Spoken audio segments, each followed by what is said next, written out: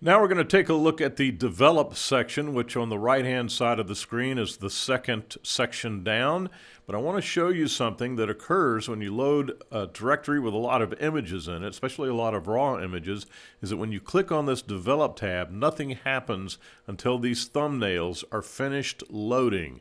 And this loading of the thumbnails sometimes can take a while, just from the sheer volume of images that are in this directory. So again, one of the things that I think On1 needs to work on is the speed at which this program operates. And until these images finish loading on the thumbnail section, you're not going to be able to go into Develop. Once that occurs, however, it will allow you to go into that section. So we're going to wait until these thumbnails finish loading before we can go into the Develop section.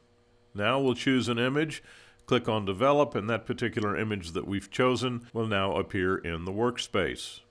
Now, the default display when you open the program is to put all those thumbnails in the center of the workspace. So you always have to change if you want it to do something else, then you have to do that manually. Here we have some images taken in Monument Valley, Arizona. My wife and I were on a trip back from California, and these are all the images that we took on that trip.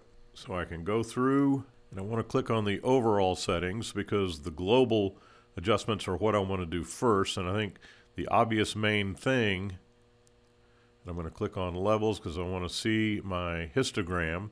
And then I'm going to adjust the exposure and maybe the contrast. Now, I usually don't use the contrast slider to adjust contrast, but this would be a time when you're not going to hurt anything, because if you look at the histogram, these are the darks and these are the whites, and you're not going to blow anything out by using contrast. So go ahead and use that, and I think you'll be happy with the result. And as we scroll down to see what else needs to be done, sometimes you get an image and you just say, move away from the mouse. It looks fine. I think this is one of those cases where this specific image looks great the way it is. It doesn't need a whole lot. Let's take a look at this one over here. It's got a little bit more involved in it. And again, you can see how long it takes. It's an excruciating waiting period to get these images to come up. That's one of the bad things about this software package. I always have to make an adjustment to brighten the image, even though the thumbnail shows that it's not an underexposed image. All right, so we increase the exposure.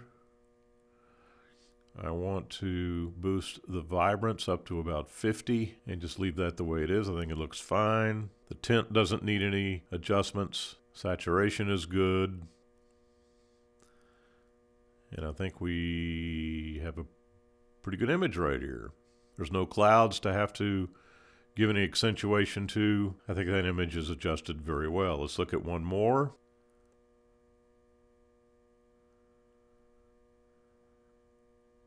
And once again, I'm going to adjust the exposure.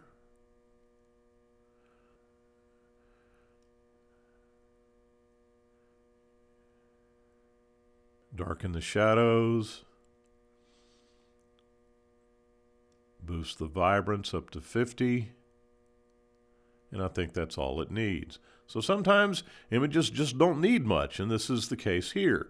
Now you might want to add a little structure, move the clarity slider in here a little bit to bring in some of the detail of this foreground area. And again, this is under local adjustments, so we're going to come up here and get our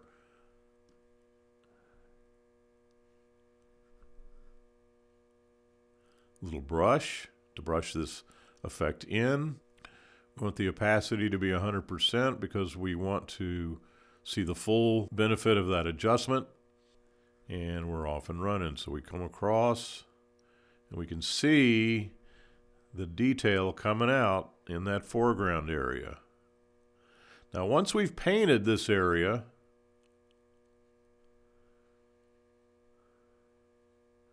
we can then come back and boost the exposure in just that area of the image, just the foreground, boost the contrast,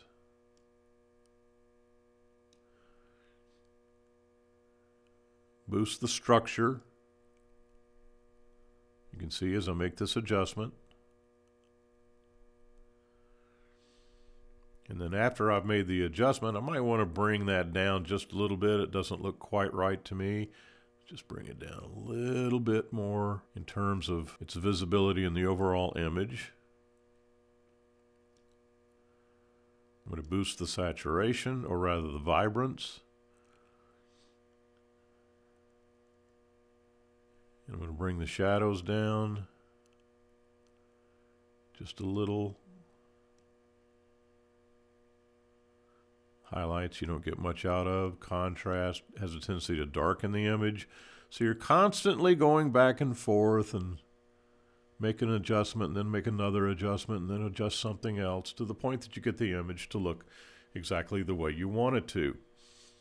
And so these are the basic adjustments for both overall settings and local adjustments in the Develop tab in On1 Photo Raw.